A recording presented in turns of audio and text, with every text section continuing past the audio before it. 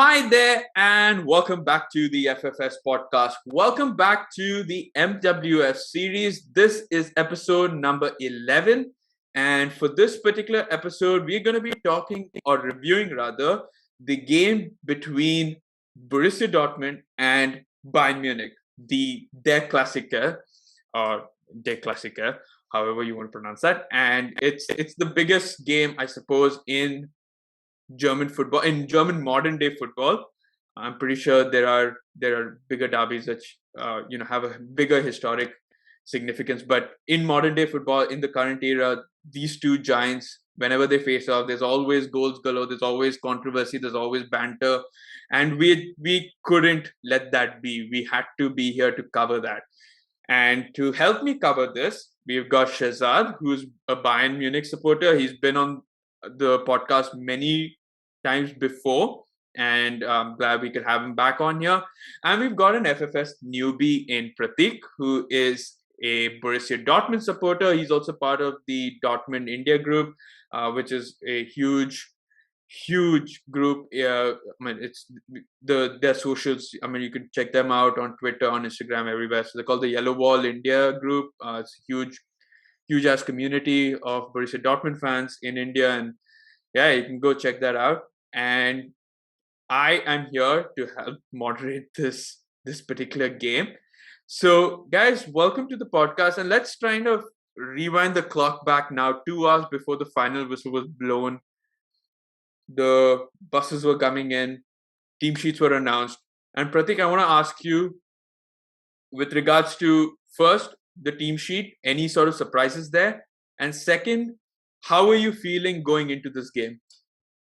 Okay, so the team sheet, if I want to talk in the context of team sheet, I didn't find it surprised because it was known that what lineup Marco Rose used against Wolfsburg. I guess it was almost the same lineup. Only difference was Holland was back in starting 11 and Marlene was in the bench. It was pretty much same lineup, but yes, the formation was changed a little bit. Like it was 4-2-3-1, Bellingham on the left wing. But I didn't find it surprising because if when we will talk about the game, we will see that Rose made the correct decision regarding that.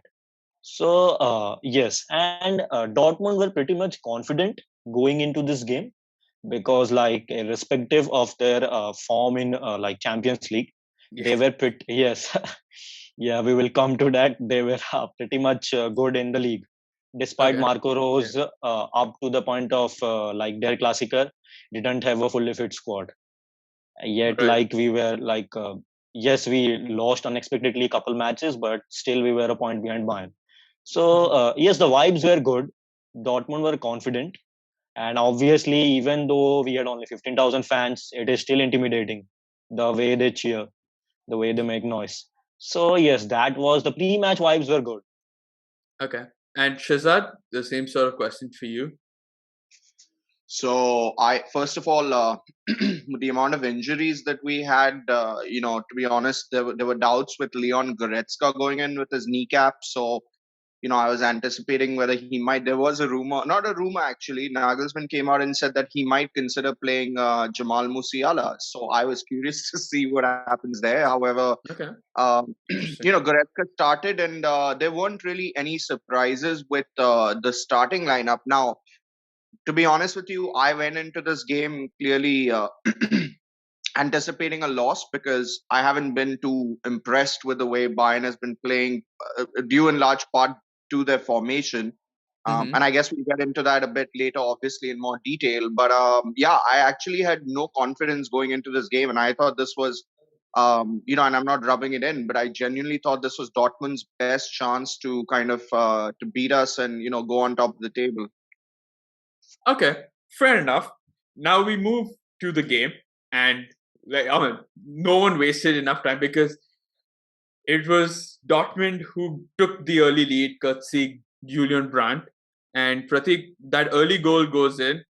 Your thoughts when that goal goes in terms of do you see it be like, okay, I mean, this is our opportunity, we can win this, or too early, good goal, great that we're leading, but I mean, this is Bayern Munich. We need to take them out. We need to ensure that we don't concede early. Well, to be honest, actually, I was thrilled when Julian Brandt scored. Like that man is in a form of his life ever since like he came back from the injury post COVID, I guess. He missed also 1 or 2 matches after returning from COVID, and the goal was beautifully created. And yes, we were happy because like I guess with the exception of being the last season, we like usually performed against Bayern pretty much well, at least at home. Yes. So yes, I was thrilled, but I was like, okay, we got the goal, we deservedly are in front, but now let's balance in a defensive sense also. Yes, 1-0 Okay. lead is good. Let's maintain, build on the pressure, and then score another goal if possible. So yes, that was my reaction when Brand scored. Well, that that didn't last too long because I don't know. I mean, okay, Shezad, before we get to that, like, did you think as well? I mean, you already went into this thinking that this was Dortmund's best chance, and then they get the early goal. Did you go like, told you so, kind of expected that, or what were your reactions for that first goal? So, Brady, am I allowed to drop F Yeah, bombs yeah, on yeah, here yeah, yeah, within? yeah, yeah, yeah, yeah, Okay. of course. So the context of me asking was I was watching the game at our local club, our Bayern Club's bar here in Toronto, and I actually had a friend from Bombay who's moved. He was also a Bayern fan. And as soon as that goal was scored by Brandt, I remember turning around, looking at him, and saying, "Well, fuck, here we go. It's it's done. Like these guys have already scored." And and again, I'll get into this into a lot more detail later. But part of my frustration also was because of the formation we have and the defense that's been exposed. So I was just like, well, this is a prophecy fulfilled, because all the pregame chatter at the bar as well that I was having at least was about that, about how vulnerable we are defensively. So this just kind of reaffirmed it. And as I said, I looked at my friend and I was like, well, this seems like this may be it. So yeah. All right. Okay. It wasn't too long after that Hummels decided that he kind of maybe still had some loyalty to Bayern, because I don't know what he was doing for that, what he was defending or what he was doing during that goal, but it bounced. I think Müller had a very good layoff. I don't know if he thought it was a layoff. I think he just tried to get the ball away from Hummels, then he could try and get the ball. But Lewandowski, the striker that he is, stole the ball away and decided to equalize. And Pratik, if Shezad said, fuck, here we go again, when Dortmund scored the opener, was that the similar sort of reaction that you had when Lewandowski scored the equalizer? Well, I was like, as soon as Lewandowski equalized, I was like, damn, story of our life. Classic Dortmund defense. Like that's like, yes, our defense has been shaky. To be honest, in my opinion, the game was like what we could call a chess match, like Yeah. to and fro, to and fro. Like within seconds we were in front, within seconds Bayern were in front, and our defense has been inconsistent. Like despite the fact that yes, we were That's in a one good really position in the fast table. chess match, though. Can I add something? I'm sorry. Yes. This was one chess match by two players who don't know how to play chess. That's how I felt about the game, to be honest. Yes. No. I agree on you, because actually nobody cared about defending. We both cared about attacking. Yeah. I guess. So yes, it was pretty much like that. So yes, I don't know. I wasn't angry because our defense has been like that so far. I won't say what happens ahead. We will see. But so far, it was like shaky. Yes. So yes. So my reaction was like that. Okay. All right. I mean, there are a lot of goals to talk about, but I want to talk about the second goal, which is kind of a killer because this comes just before, or kind of just before halftime. Which minute was it? I think was it the 43rd or 44th minute. 43rd or 44th, I guess.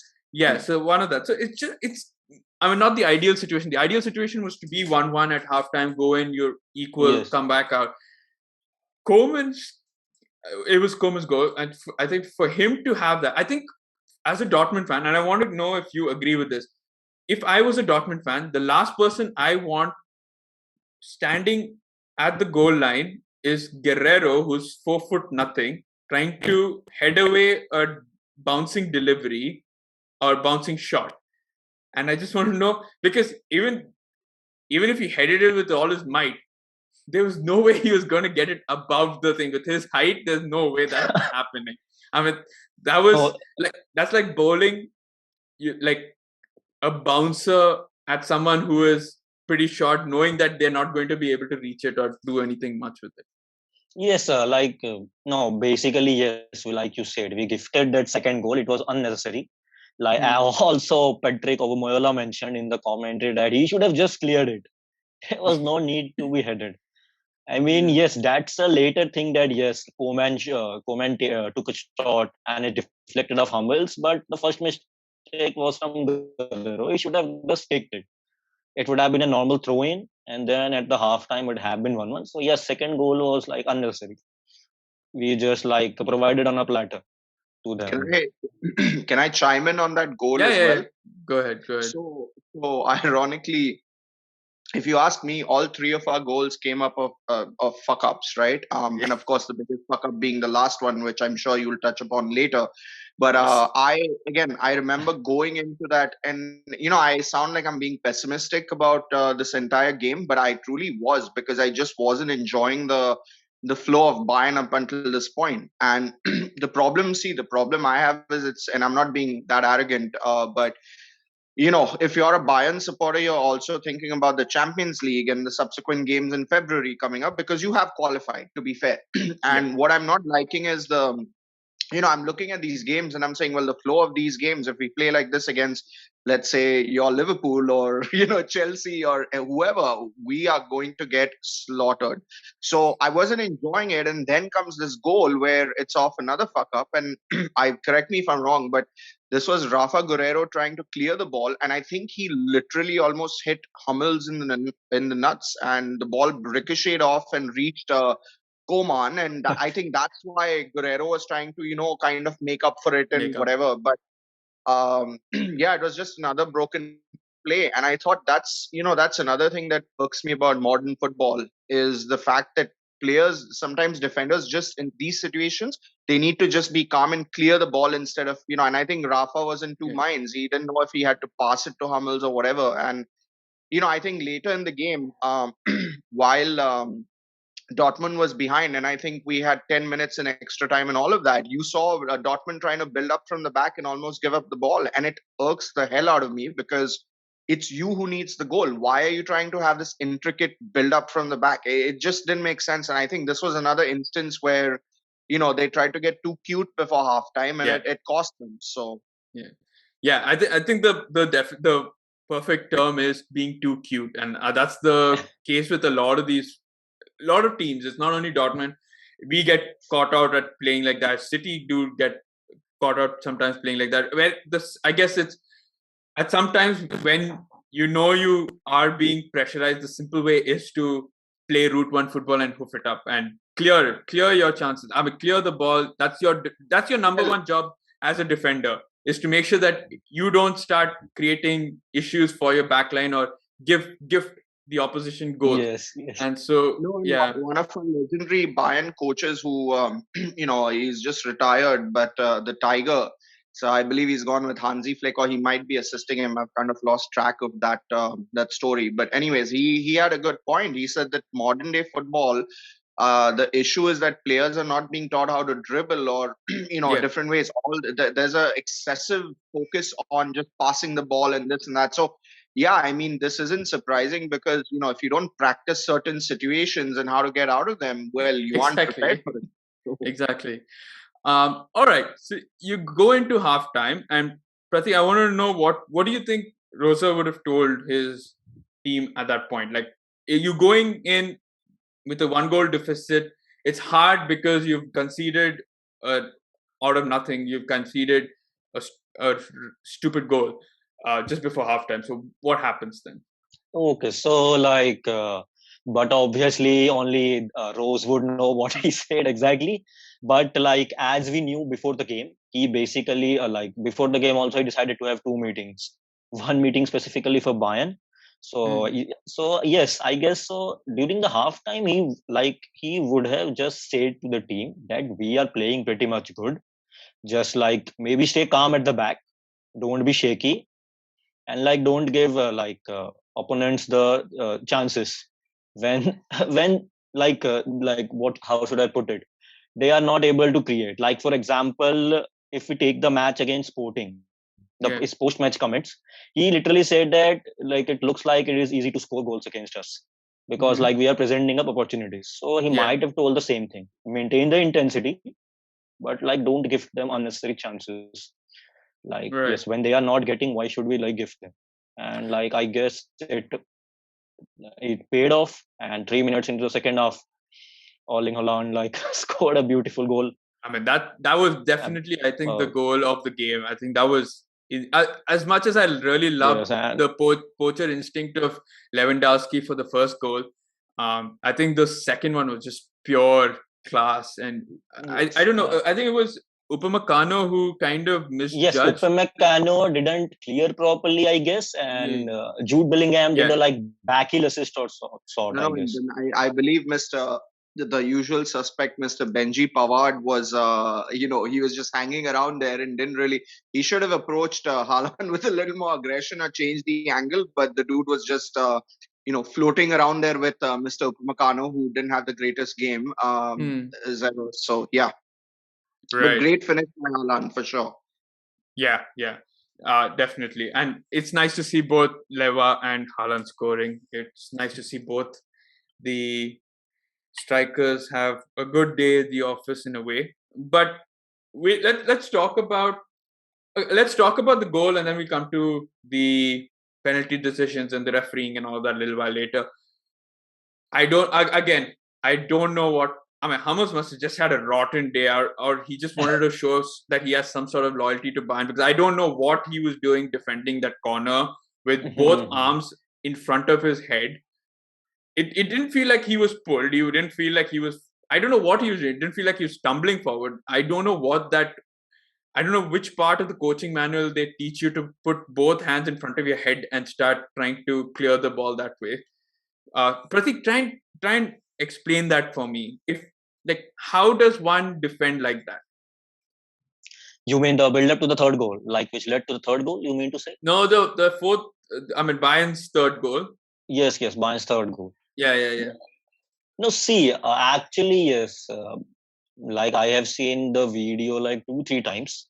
Maybe that's what I think. I might have to see it again to see whether I am right or not.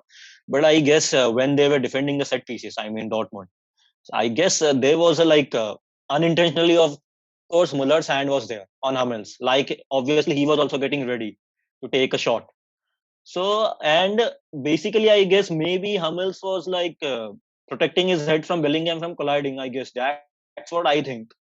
The way his hand was there.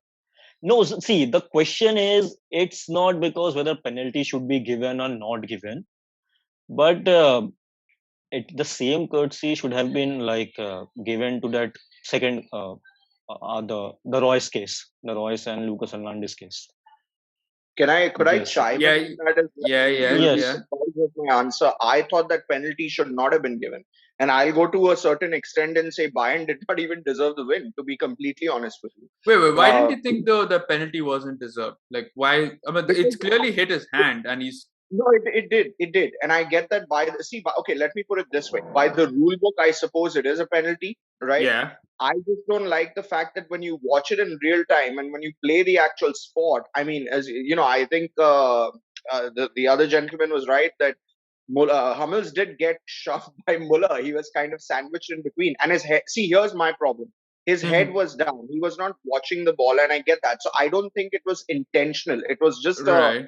consequence of the shove, and I don't see that as a penalty, plain and simple. And yes, I agree that I get that the Dortmund fans were irked with Marco Reus not getting the penalty on Hernandez. I believe it was deemed an offside and something along those lines. I could be wrong. I could be getting events mixed up, but there was a bit of a shove there, and they didn't call it. But to be honest, even if I put that aside for a second, this in isolation itself, I personally thought should not have been called a penalty. To be very, very fair, I mean, I'll take it as a Bayern fan. I'll take the 3 points, but believe me, I wasn't very thrilled when I saw it. I mean, my first reaction was, WTF, this is not in. If you see, I'm also a believer, Pradi, and I get that, there's been a lot of discussion about VAR. Yeah. And I actually read about Felix Weyer, if I'm pronouncing his name correctly, the Yes, official. I correct. read his interpretation of the penalty as well. And I get what he was saying. So I'm not saying that this was some, a lot of people have put out there that it's a grand conspiracy and all of that. But I think there needs to be some practicality there as well. And practically speaking, I believe he was sandwiched in between two players. He got shoved, his head was down.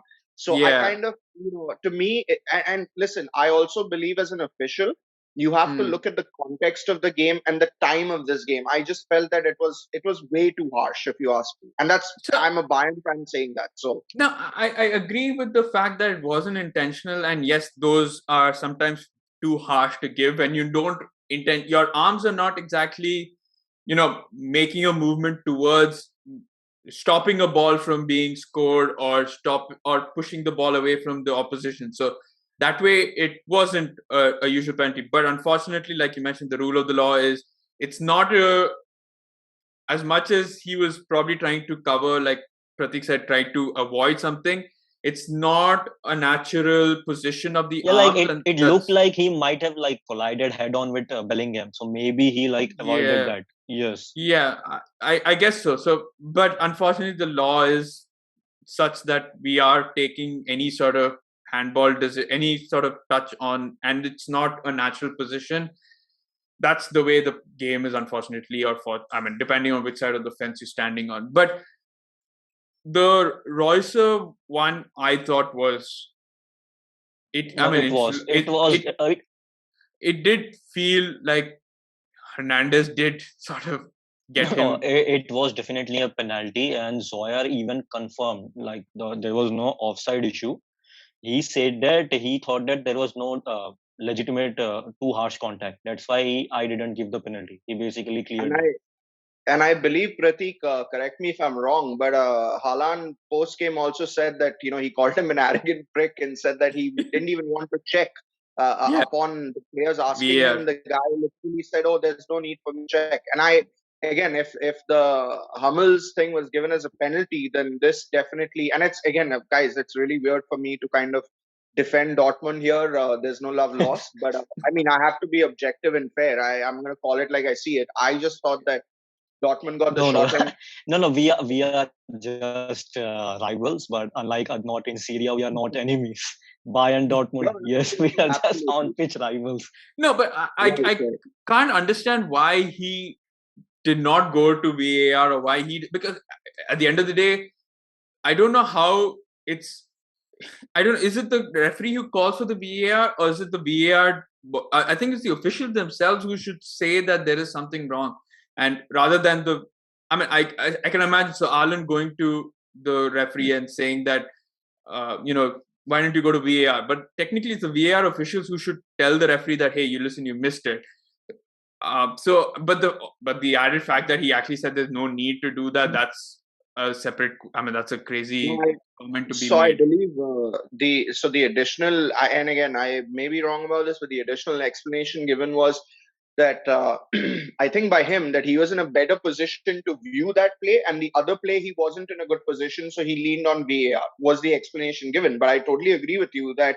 Uh, and I believe in the previous on I believe the Manchester United Arsenal game on Thursday, where they Hmm. initially didn't give a certain goal.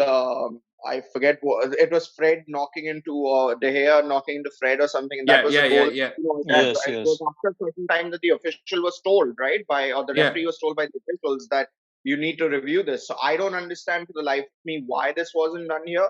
Hmm. And I just again, for me, it kind of pissed me off because it also, it takes away from the actual contest, and we are, talking about refereeing decisions, which, to be honest, I hate doing. So Yeah, yeah. Yes. But okay, another decision that we probably need to just quickly talk about is the Rosa sending off. Right? What was that about? Did he contest the decision? When was Now, that? as of now, I guess they haven't contested yet, but No, no, no. according But to why was it? Because Rosa said something to the referee or something. yeah, Why did he send it? he said First, he complained like the Royce decision. He said it was a penalty. Why he didn't check with the VAR?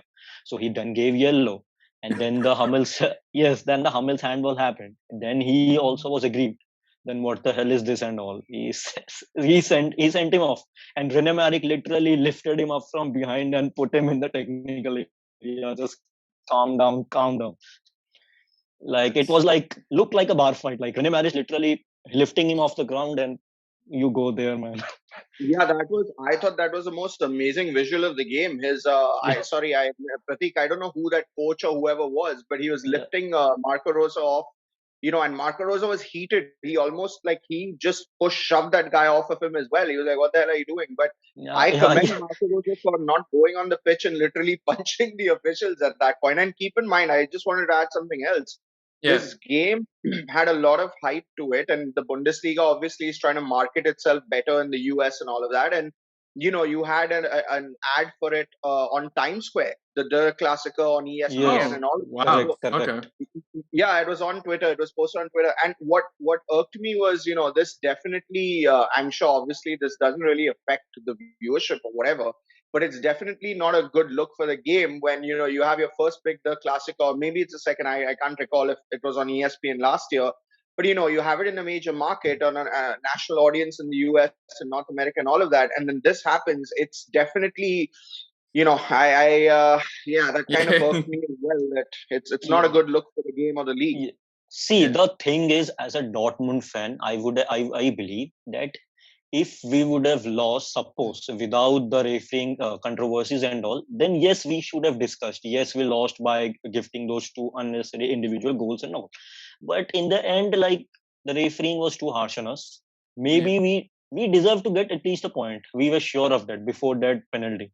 If not win, we were sure of getting a draw. We were that confident.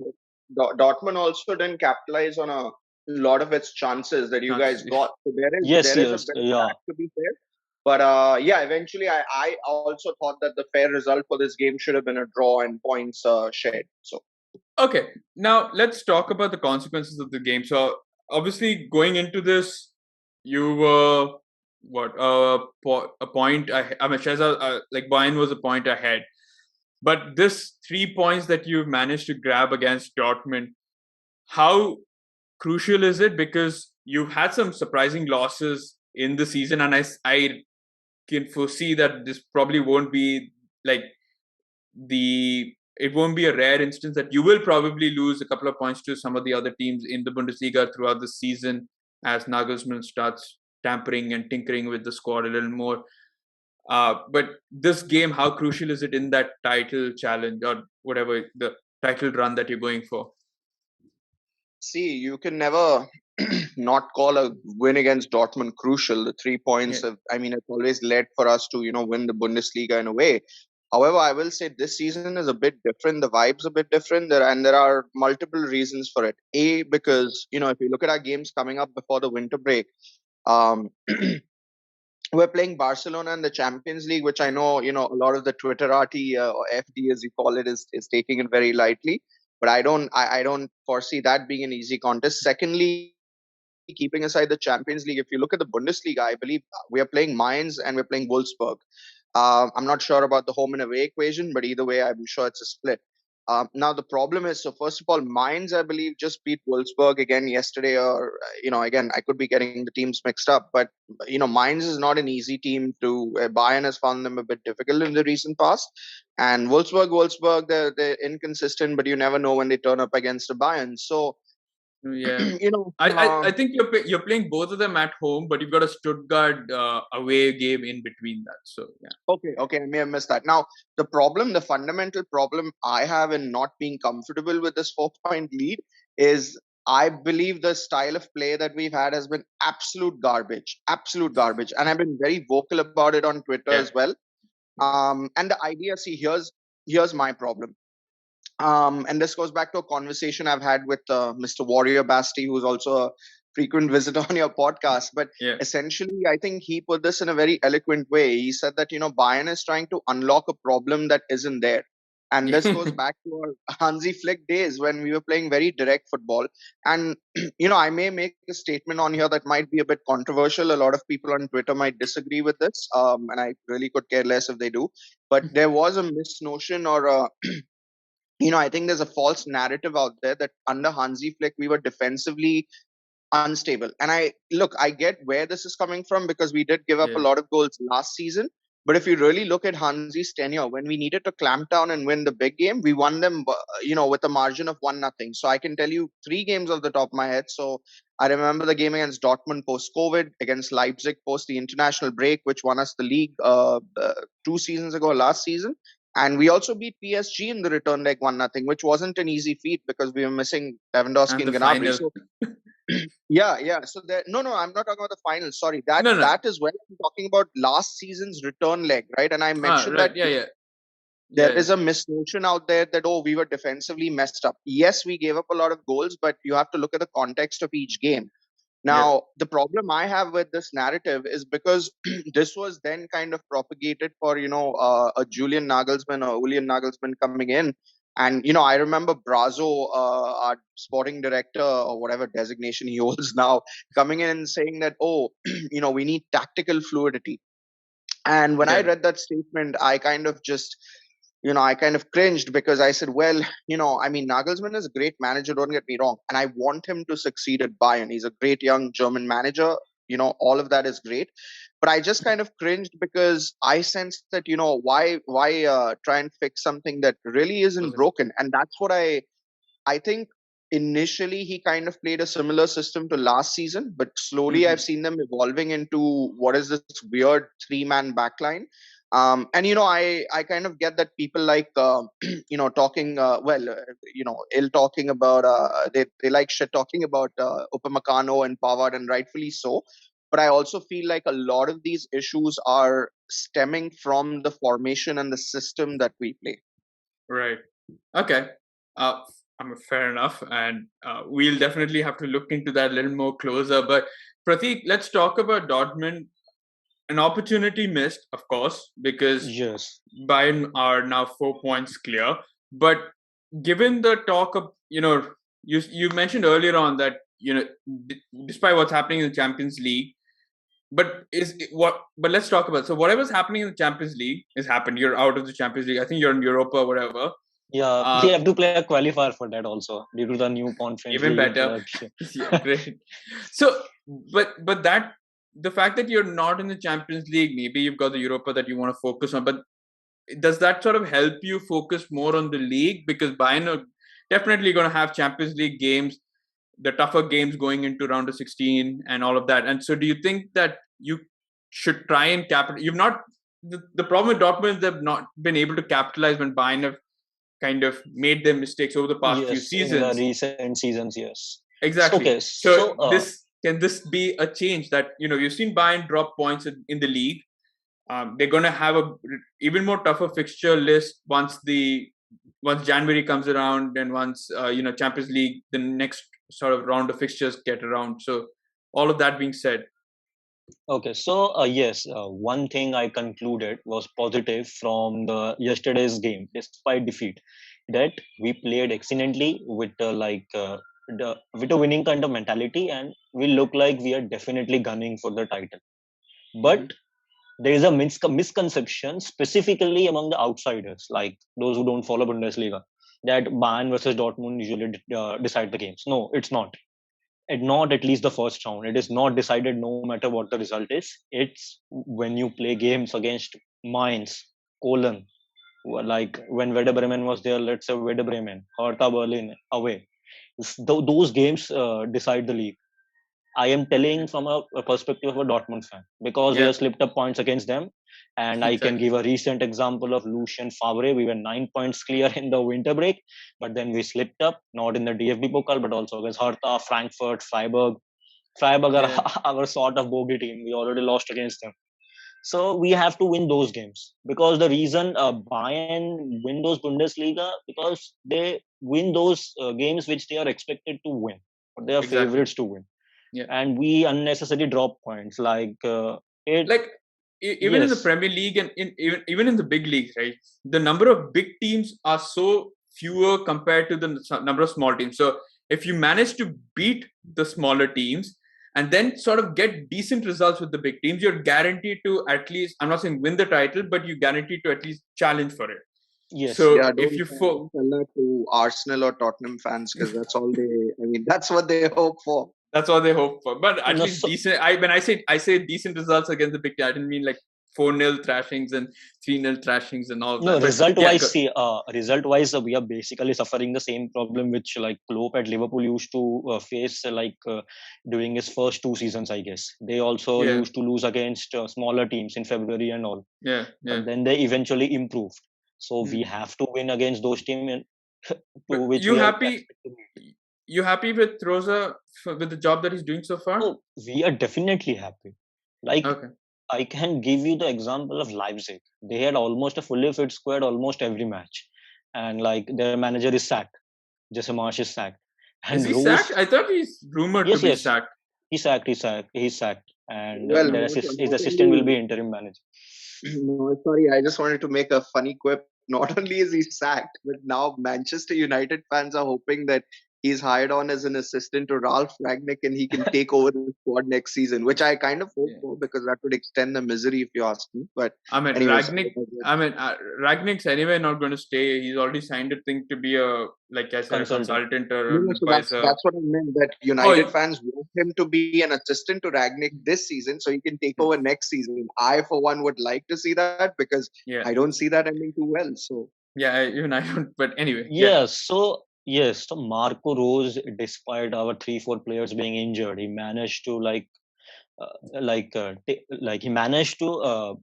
take us to this point. Yes, he didn't get to play his favored pressing tactic fully yet, but I guess our players are coming back. Reina will come back, I guess, next year or in the maybe last 1 or 2 matches before the winter break. So yes, we are getting there. And Marco Rose, I would say, I'm not comparing him to Klopp, but he is giving those Klopp-like vibes in the dressing room. He is cheerful, he's animated. Fans are happy with him. Yeah, I mean, he's definitely he's sort of being missed at Gladbach, where they're suffering quite a bit. They got thrashed today by Freiburg. Yeah, they are 6-0. 6-0. 5 goals in 25 minutes. Pratik, can I add something to what Pratik was saying about Dortmund? Because I do, listen, they're rivals, but, I do admire Dortmund as a club as well. I personally feel that, first of all, Marco Rosa has done a good job, a very solid job. And the other thing I would also say is that this isn't entirely his squad, right? Like he's inheriting a squad from, essentially Lucien Favre, who I absolutely detested. I thought the man was a fraud. A good manager. I know I'm exaggerating a bit, but I think in the key moments, he wasn't a championship winning, manager that Dortmund should be looking for. Now, having said that, I also feel like part of the reason why Dortmund has suffered is I think Pratik made a good point earlier, right? That both the defenses in this game were terrible. And I think part of the reason is there's a lack of a pressing game in the midfield. Now, with us, it's weird because obviously we've missed Kimmich. And honestly, that's another problem with Nagelsmann's formation is that, or style of play, is that I've seen a lack of pressing or it's totally disappeared from the Hansi Flick days. But I see the same thing with Dortmund. And that's why you have this huge vacuum in the midfield that results in pressure on the defense, on Akanji and Hummels. And Hummels is obviously much older, so not the paciest of defenders. Anyways, the point I'm making is that I think Marco Rosa should be given an extended period of time. And I think, listen, I wish Haaland stays in the Bundesliga, but I don't see that happening. Yeah. I think this might be the season or post the season where they should move on from him because his injuries or whatever's been going on with his squad muscle or whatever, and his potential sales, I think they might have been a bit of a distraction for Dortmund during this Champions League run. So I feel like, and here's the thing, right? Under normal circumstances, I would say, and by normal circumstances, I mean pre-COVID times. Yeah. I'd say that Dortmund could perhaps, kind of just sacrifice the Europa League and focus on winning the Bundesliga. But I feel like they need all the revenue they could potentially get. So all of a sudden, the Europa becomes additionally important. And true. I feel like, take this season, of course, you still, if I'm Marco Reus, I'm pissed off. And if I'm Marco Rosa, I'm pissed off as well and all of that. And you still want to beat Bayern and win the league. But I would also kind of look at a pseudo rebuild. I would try and focus more on a Jude Bellingham, etc., and all the younger talent that you have, and look at this as a pseudo rebuild and come back stronger for next season. Would be, if I were a Dortmund fan, that's what I would be kind of looking at. Right. Awesome. All right. So I Yes. guess that's all the time, though. Okay, yes, go ahead. Yes, I actually agree on what Shezad said. Yes, like our sustainable model is like that. That like eventually at some point, if not next year, maybe there's a talk going on that that we should persuade him to leave for one more year. Maybe let him go 2023, like in Sancho's way, I guess. He signed a 1 year extension and then he left a year later. Yes, but yes. So, and we should yes, build a team around like 4 5 players, which will potentially stay for longer. Like which looks like Jude Bellingham.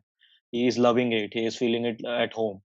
And Gio Reyna, he will be also staying here for a while. I don't see him going anywhere in the next at least 2 3 years.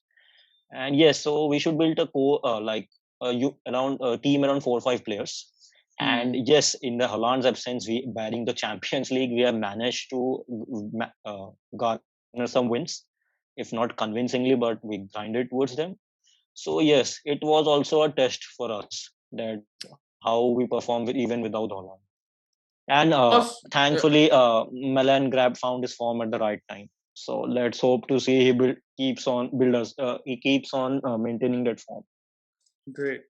Awesome. All right. So I guess we have to call it a timeout, and that's about it for this particular episode. So thank you, Shezad and Pratik, for coming on to this podcast, giving your thought on this very, very exciting thriller of Der Klassiker. Hopefully, we have more such games, and I can't wait to host you in the near future, whether it be for similar such podcasts or our longer podcasts or a watch along as well, whether it be for Dortmund or for Bayern Munich. So thank you, and I can't wait to host you for the return leg as well. It was a good first experience. Yes, and yes, I'm proud to be a Bundesliga fan. Yes, we talk like not like enemies or ultras in the Syria. No, it's always, I think Praddy's podcast is always fun to be on. So thanks for having us, Praddy. And I know Julian Nagelsmann listens to your podcasts. Yes, I know. I just want to send a message to him that, listen, buddy, just get your formation right and fix this. Otherwise, it's not going to end up well for you at Bayern. So, I wish him all the success. But that's going to be one storyline if you're watching Bayern games as a fan or as a neutral observer. Just keep an eye out for that because, I know a lot of people have talked about Kimmich not being there, but Kimmich was struggling early in the season too. So just keep an eye out for the formation and how it plays out. All right. Yeah, great. I mean, I know that he listens to that's the only one person that listens from the from the Munich area.